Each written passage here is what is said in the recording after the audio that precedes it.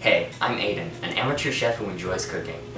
I particularly enjoy cooking Korean dishes since my grandmother is Korean and has passed down many of these to me from her culture. The rest of my family is Caucasian, so I know of many of those recipes as well.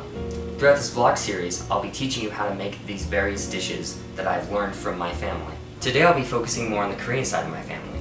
I'll be showing you how to make bulgogi, a classic Korean dish made up of thin slices of beef marinated with various flavorful items, all cooked very quickly. First, you must get a large bowl and put in 1 cup of soy sauce, a half cup of honey, 3 cloves of garlic, chopped, 2 tablespoons of sesame oil, 1 tablespoon of sesame seeds, and a half tablespoon of ground black pepper. Mix these together as shown. Once the marinade is well mixed, gather your beef as well as 3 chopped green onions. For the beef, you will need 5 to 6 pounds of beef rump roast, sliced into thin strips like this. Mix everything in the bowl really well so that all of the beef is coated with the mixture. When everything is mixed really well, cover your mixture and let it sit in the fridge for at least 2 hours. After the meat is done marinating, it's cooking time. Get out a large skillet and turn the heat on the stove up to around medium-high or high, since the cooking process is quick and hot.